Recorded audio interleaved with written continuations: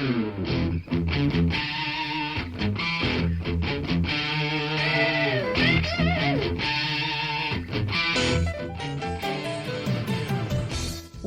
to Thriving Entrepreneur with your host, Steve Kidd, third-generation minister and 30-year business coach. Listen in as amazing, world-changing authors, speakers, and coaches share their struggles and victories. And hear from best-selling authors' insight into how you too can live your life as a thriving entrepreneur. This is Steve. Welcome to Thriving Entrepreneur. Thanks for being with me here today. We have an exciting show today. I have three really great guests that I want to share with you, and another great best-selling author whose book is launching today if you happen to be listening live, and if not, it just came out, and such an amazing book. I really want to just jump into these people and not spend a whole lot of time, but I do want to encourage you. Ideas come to you, concepts, thoughts, maybe even dreams in the middle of the night. Write those down, put those down. Invent the things, write the things, do the things that you were put on this earth to do. All of us in the world will be glad that you did. We will thank you for showing up in this world as the best version of yourself and of being a thriving entrepreneur. Like I said, we have a jam-packed show. We're going to jump actually right into our very first interview and do the first commercial after this. So without further ado, let's jump right into our first exciting guest. Join me in welcoming Connie Sylvester-Beier. Hey, Connie, how are you doing today? I'm wonderful. How are you? I'm good. Did I say your new last name right? Yes, Beier. It's beer with an I. Perfect. So, I'm so blessed to get to know you, but tell people a little bit about who you are and all the stuff you do in the world. Well, I'm often told by many people, and sometimes it comes off as a little insulting, is what haven't you done? And I've done a lot. I've never thought that you only have to do one thing at a time. I'm a multitasker. I'm a mother of 3 amazing children. I have several businesses and I have 5 patents, and now I'm writing a book.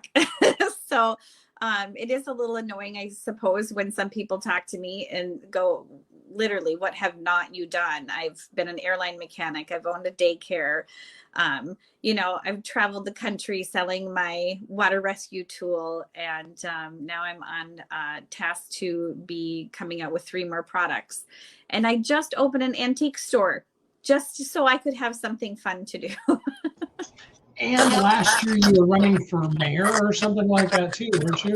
You know what? I was going to run for mayor. I was. And then I met this amazing man, and he moved me away from that little town and our bigger town into this little adorable little town. And I literally was here for 3 days, and someone's like, you should run for mayor.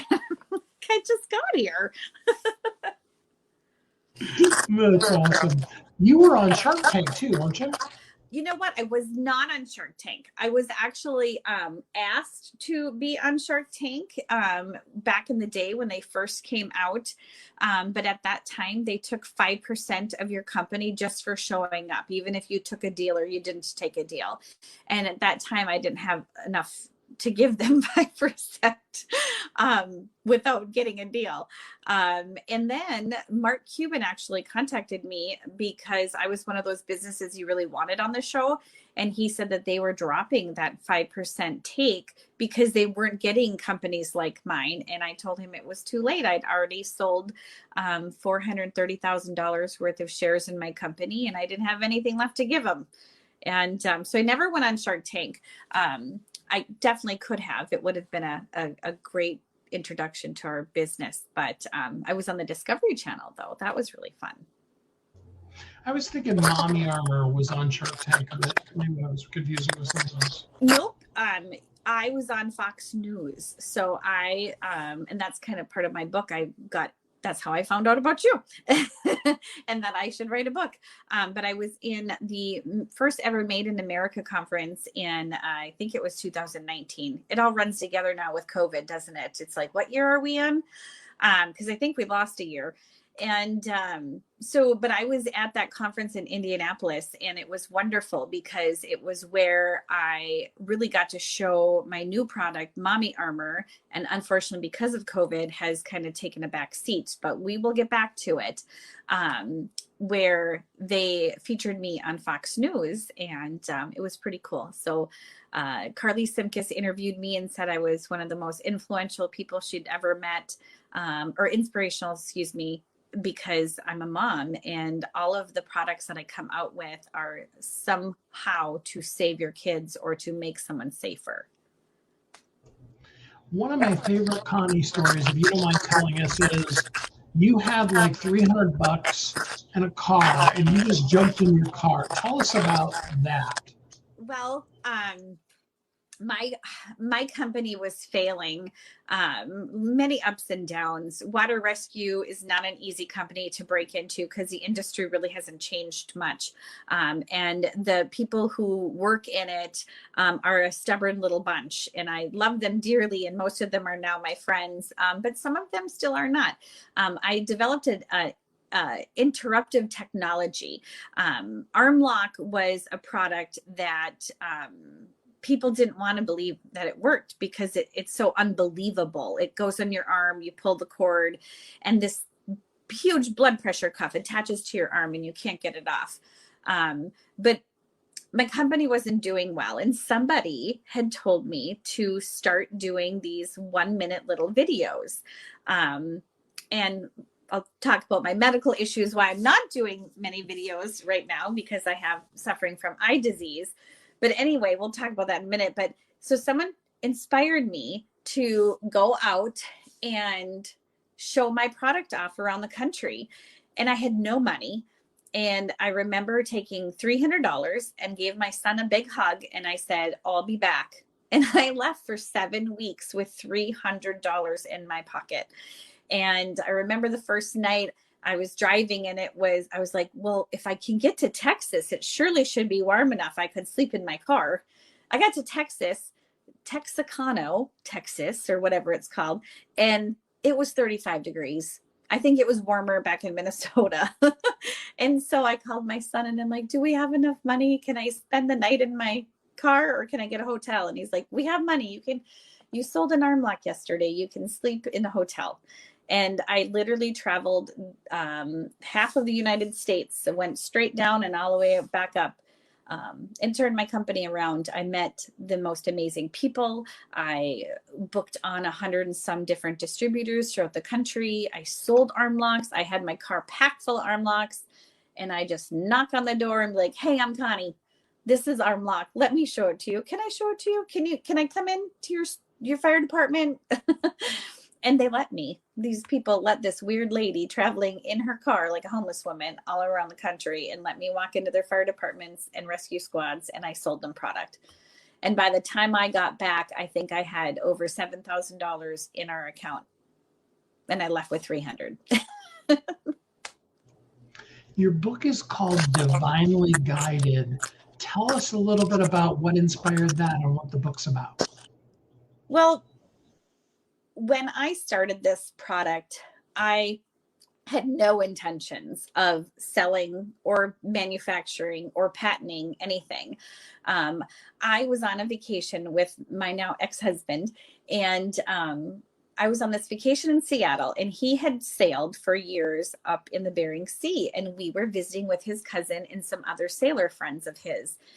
And all of a sudden they were talking about the fact that they lost one of his friends and he died. So we're talking, and all of a sudden I thought of this product that my brother had come up with years, like 20 years prior to that. And I just remember telling the captain about my product and saying how I think this could have helped. And he's like, well, if you did this to it, or if you did this to it. And then all of a sudden everyone started giving me all this great advice. And I felt this amazing sense of like, I have to do this. Like, I'm going to pop out of this shell and I'm going to make this work somehow. Somehow I'm going to do this. And I feel like God was touching me at that moment. And he was saying, you need to do this. This is who you are. And the guy looked at me, and I'll never forget it. He says, you do something about it. And I soared home, and I begged my brother to help me. And unfortunately, because of his issues, he really couldn't be a positive part of this company. And, that was a hard pill for me to swallow. And I talk about that in the book. But I really have felt that God has placed influential people in my life at the exact moment I needed them in order to get this across. And it has not been easy. I have had physical issues with my Graves' disease. I have suffered through a loss of a marriage, a loss of our family, and it was really difficult. So, but I believe that I'm still being guided every day, and that I'm not letting my past define me. I'm letting it guide me. And my whole premise is I'm going to be better, and I'm going to do better, and I'm going to do better than what I had when I grew up. So my children are very important to me. And that is one huge thing that I will continuously be, is a better mother than I had. What advice do you have for people who it just feels like it's impossible? Everything's against them. What advice do you have for them? Well, I'm not going to share you the same story that's the first page of my book because I was asked that question on stage by a Fox News reporter had asked me that same question. And I tell the story about my high jumping story. But I would definitely say, listen to your heart. Do not listen to the dream squashers. Don't listen to the naysayers or the green-eyed monsters. There's this funny thing about success. People don't want to see you have it. They don't. They say they do. And they'll try to convince you that they are on your side. And then all of a sudden, out of nowhere, you'll find out that they had not had any intention in helping you or wanting to see you succeed. That is a crushing blow to anyone, especially a woman, but to anyone, to know that there are more people sometimes rooting against you than for you. That's when you have to grow some thick skin. And besides the first story, which you got to read the book to find out, I think it's an amazing story. But truly, you really have to have thick skin, because people are not going to have your back. And you've got to be a big girl or a big guy and put your pants on and make sure that you walk this earth with intention to do good. And I really feel like sometimes it's overwhelming, and some people don't come back from it. And I know I handle adversity a lot differently than I did 6 years ago when I started this company. I would lose my head. I would lose my mind if I found out that someone was, trying to plot against me or trying to tell me that this wouldn't work. And I would be upset and I would internalize it. Now I'm just like, give it up to God. If it's meant to be, it's meant to be. And I find it's working. That's so amazing. So tell us a little bit about the products for people who don't know. Where can they get them? What do they do? Tell us all about it. Well, ArmLock is water rescue innovation. It's a company I started 6-7 years ago now. You can go on my website, which it's super easy to find. It's just www.arm, A-R-M, like your arm, -LOC.com. It is used for water rescue and ice rescue, man overboard. But we are going to be hopefully selling it in some retail stores soon. Because my new saying is, don't wait for the rescuer, be the rescuer. So instead of waiting for the Coast Guard to show up, you can throw somebody an ArmLock and save them. My other device, Mommy Armor, was inspired after some school shootings. And I dabble in some ballistic things that people ask me to help make for them. So I just happened to have some ballistic panels laying around my house. Sounds kind of funny, but I do. And there was a school shooting on Valentine's Day. And I thought when I got the text message that it was my son's school, but it wasn't. It was Broward County in Florida. And I remember when he got home, I said, I'm going to make you one of those ballistic backpacks. And my son said, well, Mom, you can't use a backpack. You have to leave them in your locker. So what good would it be? And I said, well, what do you carry with you every day? And he goes, well, I have to have my 3-ring binder, my daily planner with me everywhere I go. And I said, well, go get it, because Mama's going to make it ballistic. And that's how I came up with Mommy Armor USA. We do have a website. It is not updated. There's a face page on there. But unfortunately, like I said, to COVID, we hope to have it out for purchase. It's already patent pending and everything, but we hope to have that out to purchase this coming fall. So 2021. Can you give us a hint what the other things you're working on are, or are they too secret to share? I can. I'll give you a one hint. I bought a jet ski this year, and I'm so paranoid. This is how I come up with stuff, is because I'm like, well, I got to make this for my kid. So if I want it for my kid, you surely would want it for your kid. And so up here in the lake of 10,000 lakes in Minnesota, we love to take our kids out on inner tubes and try to whip them off. And you fly around on the boat, and some people in the city don't have any idea what we're talking about, but you whip them around, and your objective is to actually launch them off of the tube. And I moved from a really large lake to a really tiny lake. And I thought, oh my gosh, if I launch 3 kids, then I got to go pick them all up. And let's just say it is a alert system that won't harm anyone, and it's commonly used, and it will be out in the stores in the next 2 months. But the patent is not pending yet, so I have to finish it. But it's an alert system so that other boaters can see your kids in the water, and you can go pluck them up and pick them up, and they don't get run over. So yeah, it's a necessity type thing. And then I love how your mind works. I know, right? And then I have another one for fire jumpers, completely different genre that I'm in, but I listen. I talk a lot, but I also listen.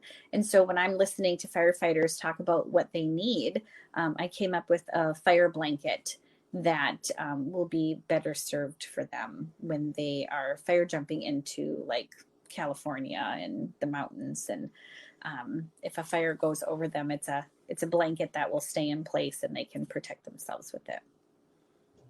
That is so awesome. So for somebody who wants to learn how to tap into being divinely guided, what advice do you have for them while we're ending here? Well, you know what? I really think that you have to listen. You have to go to a quiet place, and you have to pray. Many, many times I have prayed, and many, many times God has answered me. And many times he hasn't, because it wasn't my time yet. You would think, well, this is such a great device. Why aren't you a millionaire yet? And it's because it's not my time. I am still here to do some other things. But I definitely feel like you have to pray. And I'll tell you one story. I prayed so hard one day, because I thought, life is not good right now. And it was about the beginning of COVID. And I thought, am I supposed to be doing this? I've spent, even more money now on this company, and sales aren't great. And all of our salespeople are home, and we're not selling anything. And I prayed, and I went to bed, and I remember praying and praying and praying. And I asked God, is this what I'm supposed to be doing? Am I supposed to be spending the rest of my retirement money on this company that's not giving me back anything financially? How much more can I take? How much more can I give? I can't actually give much more. What am I supposed to do? You tell me, give me a sign. Am I supposed to continue to do this? And I swear to God, I woke up the next morning to an email. The very first thing, my phone went bing.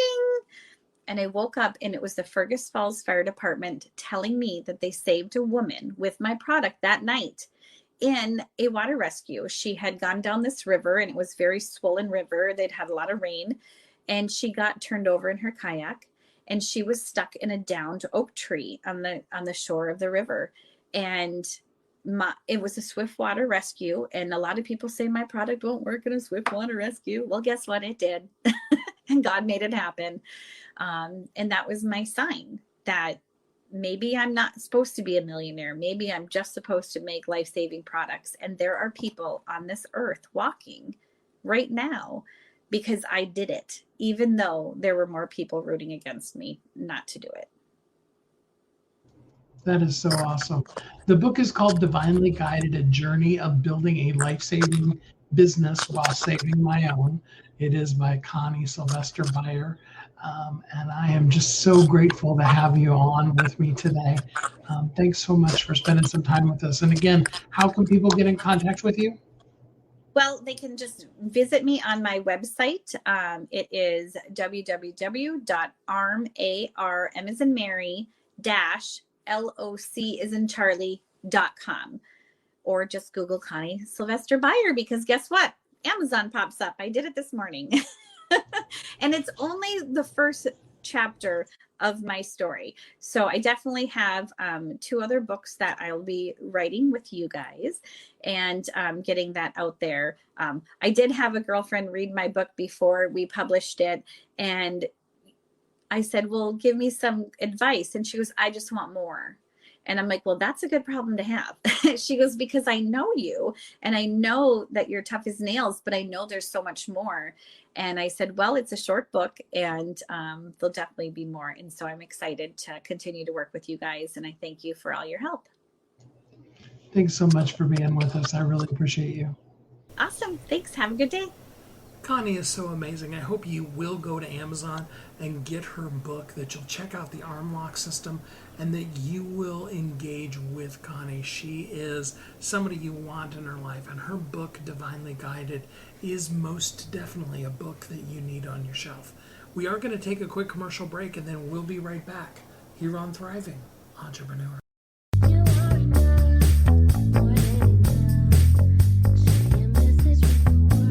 If you're an author who's on a mission, stand out with your brand out. Check this out, guys. Yep, everything's marketing, and marketing is everything. Your existing book can become a best-selling book, or even, hey, like mine, a #1 international best-selling book in 5 days. Listen, if your business isn't known by everybody, it's obscurity, and that's death, right? The same thing is true for your book. If you're not happy with the way your book is performing, you got that far and then it just fell off the face of the planet kind of feeling, go to yourbestsellertoday.com. Schedule a talk with Steve. It's risk-free, it's guaranteed, it's proven. We've done it thousands of times. What are you waiting for? Yes, yourbestsellertoday.com. This time next week, you could have a beautiful seal on your book and get the attention that you deserve. Reach the people that you came to serve. Come on now. What are you waiting for? Grab a pen. Here we go. All you got to do is book a call, yourbestsellertoday.com. Go to yourbestsellertoday.com. Book a talk with Steve. It's proven, it's guaranteed, it's gonna happen. All you have to do is say yes to your destiny.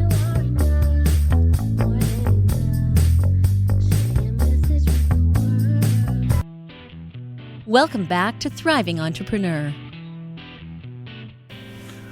All right, so much more exciting stuff for you. Thanks for listening to Thriving Entrepreneur. We're going to head right into our next guest and bring you more ways to help transform the world by allowing yourself to be divinely guided in all that you do. Join me in welcoming Kim Foley. Hey, Kim, how you doing today? Great. Thanks so much. So, Kim, tell us a little bit about you and what you do in the world.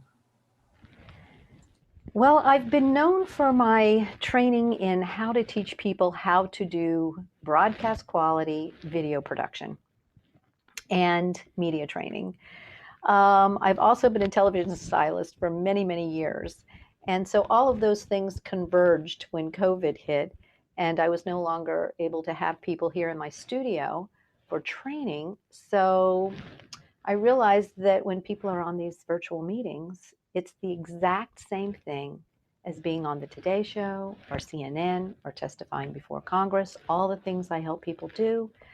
So I pivoted my business from doing those trainings to helping people do beautiful broadcast quality virtual meetings, because my cornerstone is all about credibility. So go ahead, name drop. Tell us some of the people and the places that you've worked. Well, I've worked with 3 presidents. I work with celebrities like Stephen Colbert and Jay Leno and many others. I work with everyday business people, CEOs. Some of my Fortune 500 clients are Nestle, ExxonMobil, KPMG. So I've been very fortunate to have really, really great clients and to, you know, have my work appreciated. So over the years, I've done different things for different clients. I have a lot of government agencies here in Washington, D.C., where I live.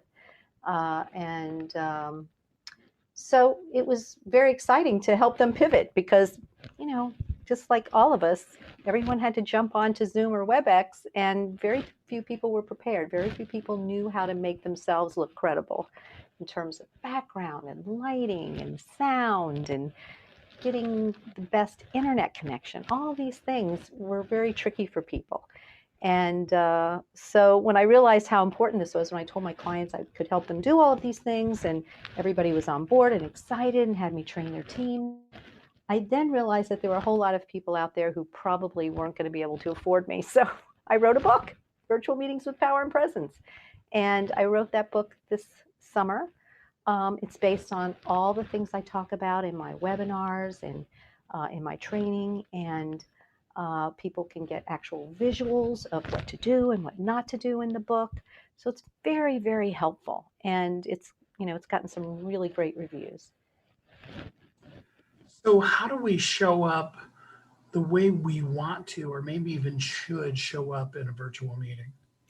Well, you have to think about how you want to be perceived, because that's the bottom line. It's sort of like knowing your objective. If you've got a professional meeting now, family and friends, they're going to love you no matter what. But when you have a business meeting, or you're selling an idea, or a product, or a service, you really have to bring your A game. And most people think they're bringing their A game because they know their content well, but they don't understand that it's about the optics once you bring video into the room. So you've got to get those optics right. Your background tells a story about who you are. Your lighting can tell whether you're, vibrant and healthy and really, bringing it all to the table instead of looking tired like you just rolled out of bed. And there's a reason television stylists are on every television newscast and sports event. And anytime you see any political person, there's always a makeup artist nearby. And there's a reason for that. And it's because video does not show us off well. Everyone looks ill. Everyone looks tired, sick. So we need a little help to understand the psychology of what is going on when we look at that visual image on the screen. For instance, color. You should never wear black and you should never wear white for these Zoom meetings, because the black is too dark and foreboding, and it absorbs all the light. So you want to wear what we call mid-tones. What's a mid-tone? Mid-tone is anything that isn't super dark and anything that isn't super light. So, for men, it would be beautiful blue, Oxford blue shirts, or any pastel colored shirt. Staying away from black jackets if you're going to wear a jacket. Go to a navy blue or a dark gray would be much, much better. Avoiding any kind of item, whether you're male or female, that is the same color as your skin tone. So, you have some contrast there.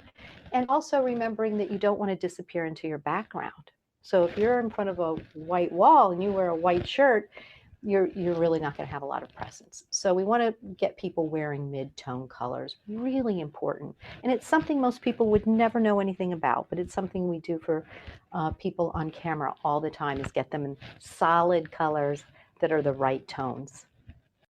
So I know that often there's a little bit of discrepancy. So, with women, they tend to, how do I say this nicely, overdo it. They have to feel like they're a supermodel before they feel comfortable getting on camera. And conversely, men tend to just step in front of the camera regardless of how they look, if you know what I'm saying. Yeah, I do know what you're saying. Yes, it can be that way, but it's what I'm finding is it depends on the age of the person, and it depends on the level that they're at too, in terms of if they're junior or if they're more seasoned professional. So each industry has its own different look.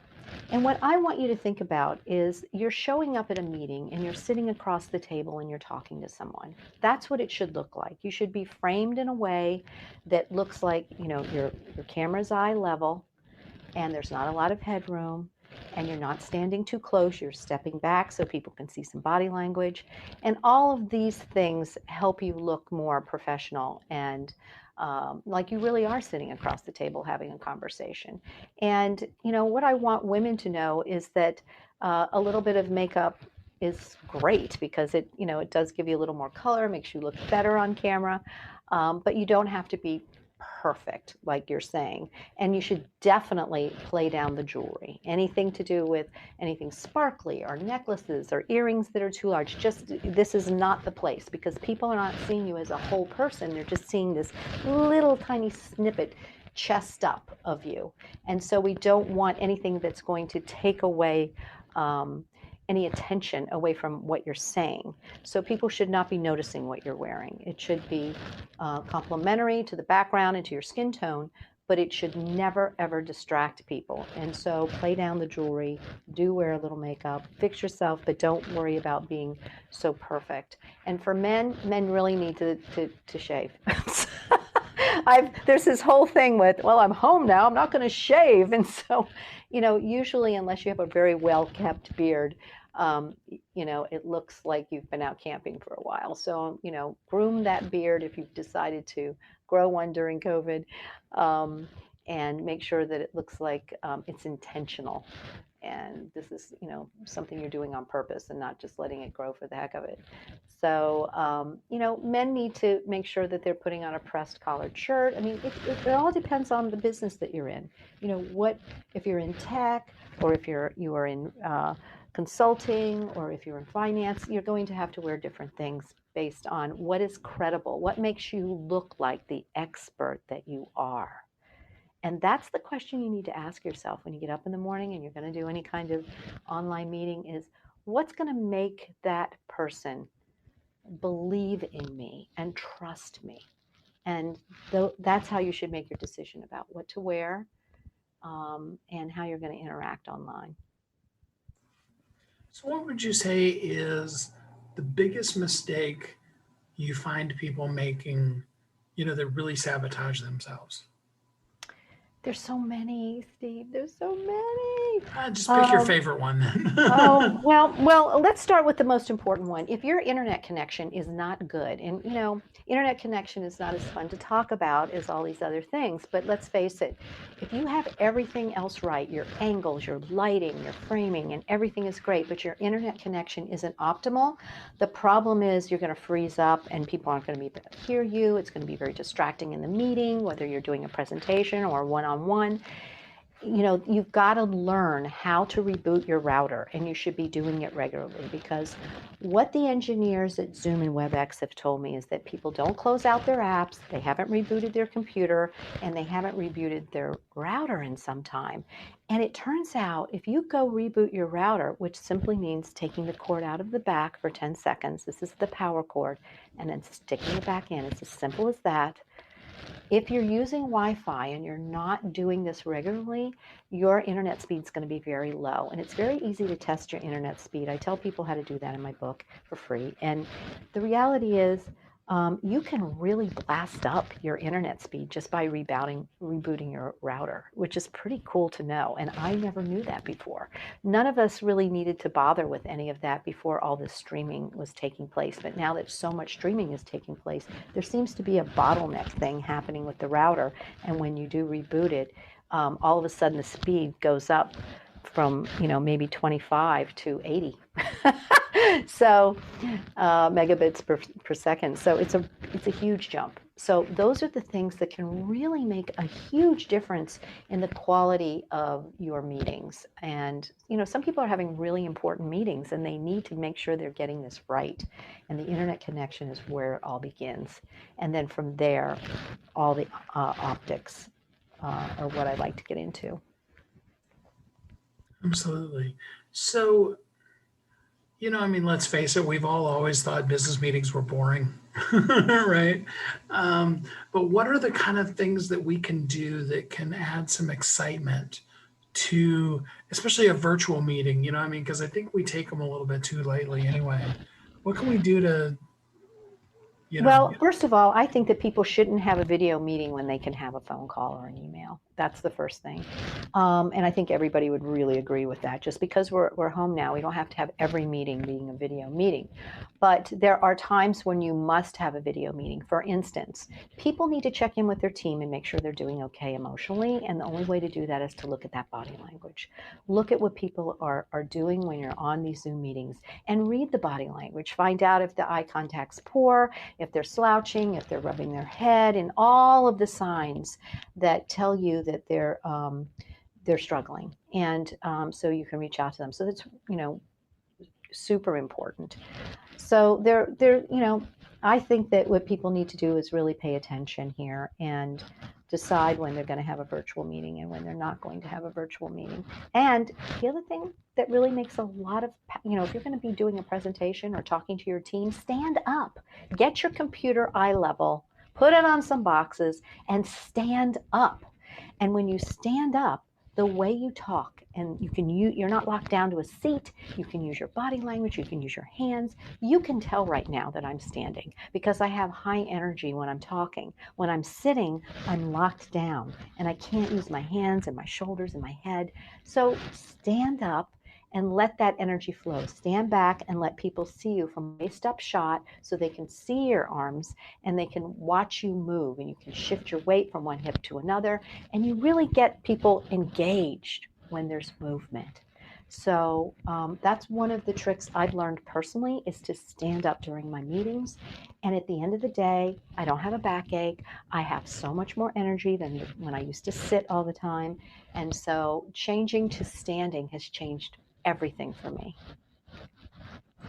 Wow, that's a really powerful tip. So for a person who wants to get your book, is it available on Amazon? It is now available on Amazon as an ebook or as a print book. And it's got lots and lots of images. So there's lots of, you can see before and afters and what to do and what not to do. And, it's such a visual medium. It's such a visual medium. I needed to have a lot of images in this book. And so it's very valuable. It gets right to the point. It gets right to the point in every chapter. And in the book, I discuss everything from your backgrounds and why backgrounds are important and what you need to be doing with your backgrounds. And I talk about, do you need a webcam? I talk about what kind of microphone would work for you, and do you need a headset? And, these are all very individual questions. And you have to understand each person's situation before you can make a recommendation. There's not a blanket one answer. It depends on your situation. If you've got a lot of noise in your household with children running around and lots of laughter and noise and dogs barking, then using a lavalier mic that, like I use, that I just plug in via USB connection, isn't going to work well for you. You're going to need a microphone that is close to your mouth, and you're going to need a headset so that you can block out all that sound and focus in on what people are saying. And you need that microphone right next to your mouth so that people can really hear you well. So in my situation, it's very quiet here, so I can use my USB connection lavalier mic, and it works perfectly. So there's a different answer for each person, which is why I do private consultations.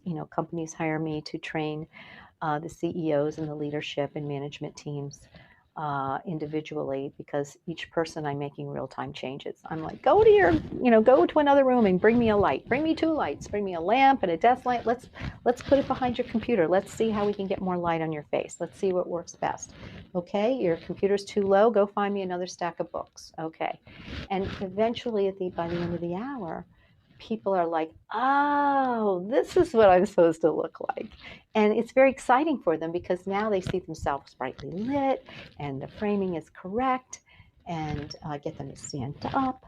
It's, standing up isn't perfect for everyone because some people have medical issues and they don't want to stand up or can't stand up, and that's fine. But if you can stand up, it's really changes the ball game if you're a presenter or if you're trying to be persuasive or inspiring to people. And the book is called Virtual meetings, yep, with power and presence. by Kim Foley.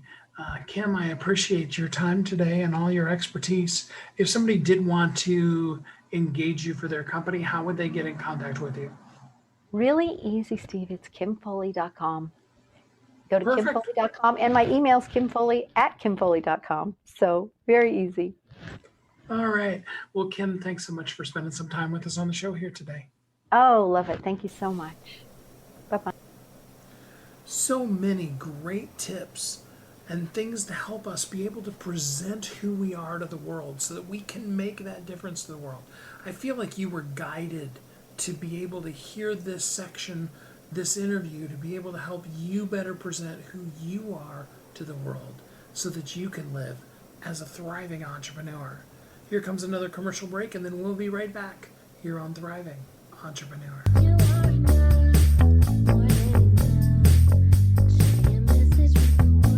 If you're an author who's on a mission, stand out with your brand out. Check this out, guys. Yep, everything's marketing, and marketing is everything. Your existing book can become a best-selling book, or even, hey, like mine, a #1 international best-selling book in 5 days. Listen, if your business isn't known by everybody, it's obscurity, and that's death, right? The same thing is true for your book. If you're not happy with the way your book is performing, you got that far and then it just fell off the face of the planet kind of feeling, go to yourbestsellertoday.com. Schedule a talk with Steve. It's risk-free, it's guaranteed, it's proven. We've done it thousands of times. What are you waiting for? Yes, yourbestsellertoday.com. This time next week, you could have a beautiful seal on your book and get the attention that you deserve. Reach the people that you came to serve. Come on now. What are you waiting for? Grab a pen. Here we go. All you got to do is book a call, yourbestsellertoday.com. Go to yourbestsellertoday.com. Book a talk with Steve. It's proven, it's guaranteed, it's gonna happen. All you have to do is say yes to your destiny.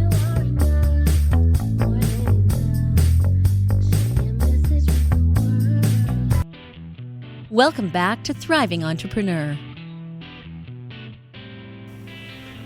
This is Steve. Welcome back. All right, we've talked about taking ideas that come to you and presenting them, creating them for the world. We talked about taking the you that is you and presenting you to the world. I've got one more great guest to share with you. Join me in welcoming Tyler Ornstein. Hey, Tyler, how you doing today? I'm doing good. Thank you so much for having me on the show. Yeah, absolutely. So tell us a little bit about you and what's brought you to this point. So I started my company door to door on a bicycle at 14 years old, and fast forward 15 years, we're now in major retailers. We're on Amazon, we're on Walmart.com, we're on eBay, Jet. We're essentially everywhere that you can get a fast product. We're on Wish. We're on all sorts of platforms. But the value proposition that we've created at our company is we are the world's first and only acid-free coffee. So coffee that doesn't give you heartburn and indigestion, upset stomach, smooth, no bitter bite. And of course, that's proprietary, so I won't ask you how you did that, but that's awesome. And you started, so was it acid-free back when you were 14? Yes. So my father started not the company. He started the concept. So he suffered from stomach-related issues, and his GI doctor said, "You can't drink coffee anymore." And he said, "No, that's not an option." So he actually figured out a way to enjoy the coffee without having any of the reverse side effects. So none of the indigestion, none of that kind of stuff. What does it do, for your real hardcore coffee drinkers? What does it do taste-wise to the coffee? I mean, the taste is really good, and don't take my word for it. I mean, we have over 1,000 reviews on Amazon. We've got well over a couple hundred reviews on Google. We have one complaint, and that is that we do kind of live in a back order situation. We're nicknamed the back ordered coffee because we have such a demand. But I would say if you really looked at it, we have an 80% retention rate on our customer base, so that the actual flavor profiles are very, very desired by a lot of our clients. So when you were 14, was it like most 14-year-olds just a way to make some money, or did you have aspirations for a big company even going back to then? Well, I didn't really have aspirations. What I was kind of looking at is if this would be a viable idea, and come to find out it really was. But at the time, I was just looking for kind of some side cash, something to have some money. And come to find out, I built the 14, so 15, 16. On my 16th birthday, I bought myself a really nice, it was used, but it was, 4 years old, BMW M3. And I was kind of the talk of the high school. And a lot of people thought that my dad bought it, but that's not the case at all. And my dad's actually very rarely has given me any kind of financial, support. He's given me a lot of verbal support, but he kind of was of the old school where you gotta work hard for your money, and if you work hard for your money, you get to enjoy it. And I applaud him for that. Yeah, absolutely. So how many different flavors do you have now? Is it just the one, or? Regular and decaf, and then we have it in different SKUs is what we call it. So we have whole bean, ground, and our K-Cups. And you mentioned just a whole whirlwind of places. Are you in places like Starbucks or other chains like that make the coffee for people?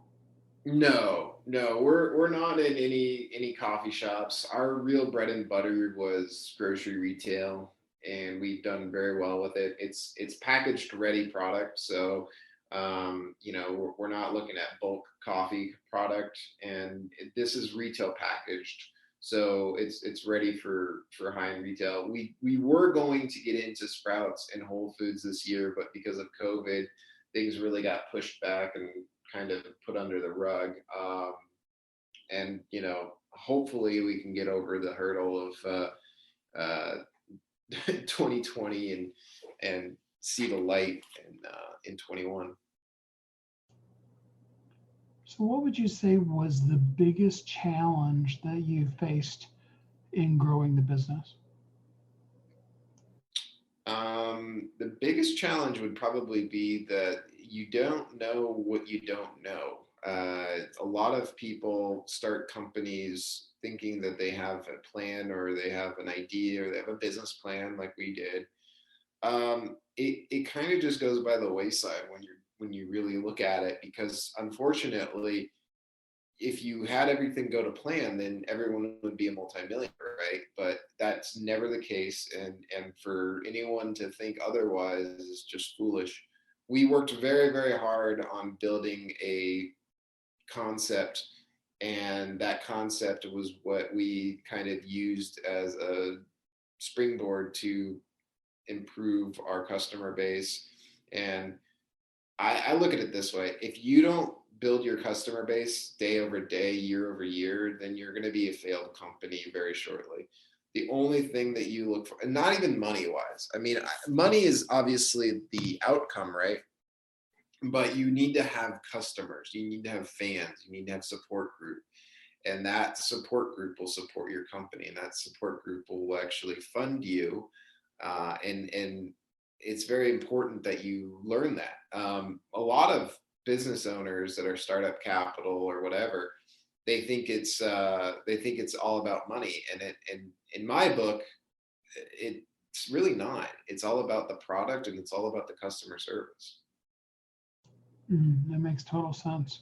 So you mentioned an important part of the fact that some of it's not fun, some of it's just hard work. But on the other side of it, of all this stuff that you do in the company, what's your favorite thing to do? My favorite thing to do is to implement an idea Like, for example, we're coming out with the new K-Cup designed box, which is going to carry 16 instead of 12. And that was about 2 months of R&D and development. And I get a kick out of that. I get a kick out of conception, build, finished, manufactured, mass market. Do you find yourself steering more towards trying to develop the next thing and wanting somebody else to run with the ball after that, or do you have the luxury of I see myself as a visionary in building an idea of acid-free coffee. After I have the acid-free coffee concept, then we need to make the retail packaging, we need to make the brochures, we need to make the info cards, we need to make the sales sheets, we need to do all that. That's not really what I'm good at. I'm good at conceptualizing it, and then I hire my people to do certain tasks, and then all those tasks get completed, and then I have essentially a basket of a business, and then I tell people go and sell it. I'm kind of here as an overseer, and I'm the one that's the visionary, and I'm the one that's kind of making sure that T's are crossed and I's are dotted. But I don't really like to do the the nitty gritty work. Now, have I? Yeah, absolutely. 2014 to 2016, I was the only person that was doing everything. I wore every hat and I fulfilled every single order that the customer ordered. I did all the packaging. I did everything. And so when you do everything from the ground up, then you can kind of tell people that what you want. And that's when you find out real quick who's going to be in your camp or who's not going to be in your camp. And I fire fast. If you don't going to do the work, you're done. Bye. What advice would you have for a young entrepreneur that has a really great idea but doesn't know where to start? Help. So the word that I used more importantly than any other word in entrepreneurialism or in building a business is help. If you can help something or someone, then there's a very, very high chance that you will be successful. So with Tyler's Coffees, we help people that have stomach-related issues or modalities. And for other companies out there, that they help situations, or they help ideas, or they help people, or they own a landscaping business. Well, they help the person make a nice yard. Help is a very important word. Anyone that's kind of in stock market or money management, they're kind of in their own entity, and I respect it. Everyone has to make a buck somehow, but I would say the most successful entrepreneurs are the ones that help the most people.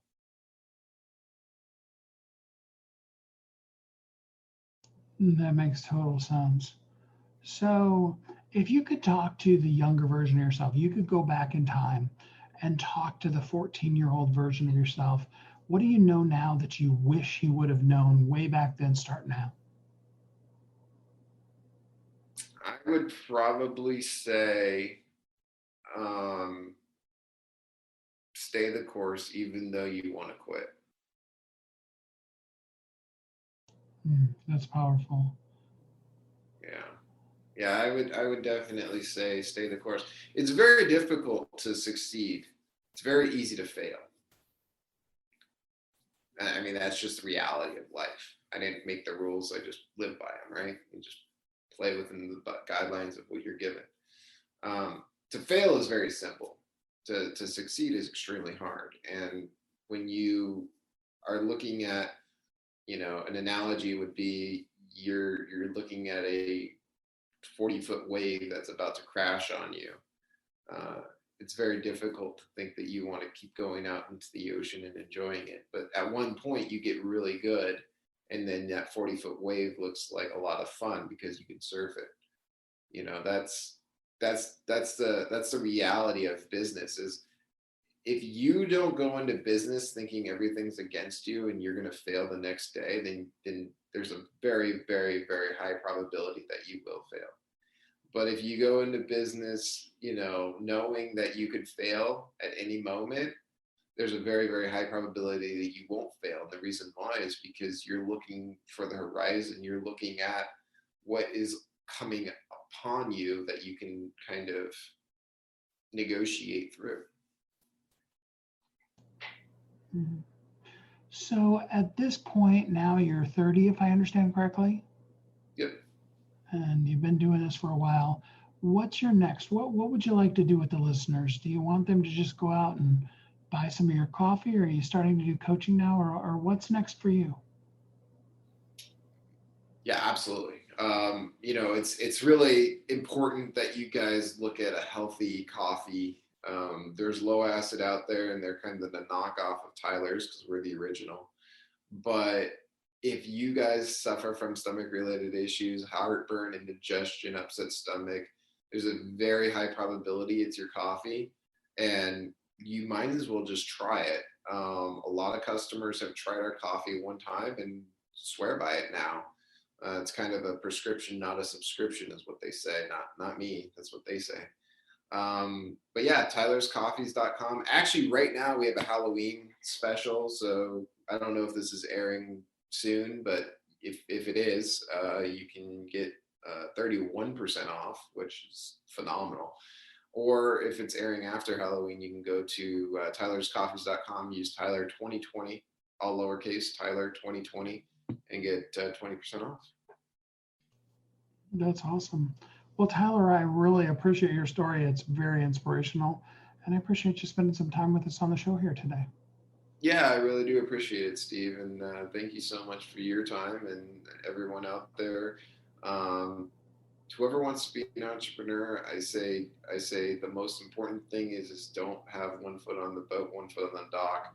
If you want to do it, jump in both feet, or don't do it at all, because it's a very, very stressful way of succeeding. But on the other hand, when you do succeed, you're very, very happy that you did it. What an amazing young man. What a great thing to take a concept, to see a problem and create a solution for it. He was guided. I hope that you will be divinely guided today in what you do to make the difference that you were meant to make in this world, to share your unique brilliance with the world, because you are uniquely brilliant. You were created for a purpose, and the world absolutely does need you. I hope that you will take that divine guidance, that you will make the world transformation that you're meant to make, that you'll show up while it's called today and do that thing that only you can do to make a difference in this world. I'm so glad that I got to spend some time with you on the show here today. I hope that if there's anything I can ever do to help you, that you'll feel free to reach out. Thank you so much for who you are and all you do in this world. And I hope that until we're together again next time, you live as a thriving entrepreneur and you have an amazingly safe and wonderful, great week. Thanks for listening to Thriving Entrepreneur today. If you want to get your question answered, send an email to questions@wehelpyouthrive.com. We look forward to you joining us again next time.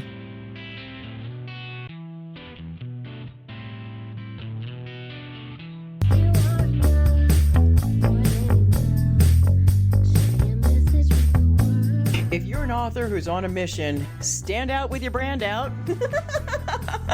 Check this out, guys. Yep, everything's marketing, and marketing is everything. Your existing book can become a best-selling book, or even, hey, like mine, a #1 international best-selling book in 5 days. Listen, if your business isn't known by everybody, it's obscurity, and that's death, right? The same thing is true for your book. If you're not happy with the way your book is performing, you got that far and then it just fell off the face of the planet kind of feeling, go to yourbestsellertoday.com, schedule a talk with Steve, Steve. It's risk-free, it's guaranteed, it's proven. We've done it thousands of times. What are you waiting for? Yes, yourbestsellertoday.com. This time next week, you could have a beautiful seal on your book and get the attention that you deserve. Reach the people that you came to serve. Come on now. What are you waiting for? Grab a pen. Here we go. All you got to do is book a call. Yourbestsellertoday.com. Go to yourbestsellertoday.com. Book a talk with Steve. It's proven. It's guaranteed. It's going to happen. All you have to do is say yes to your destiny.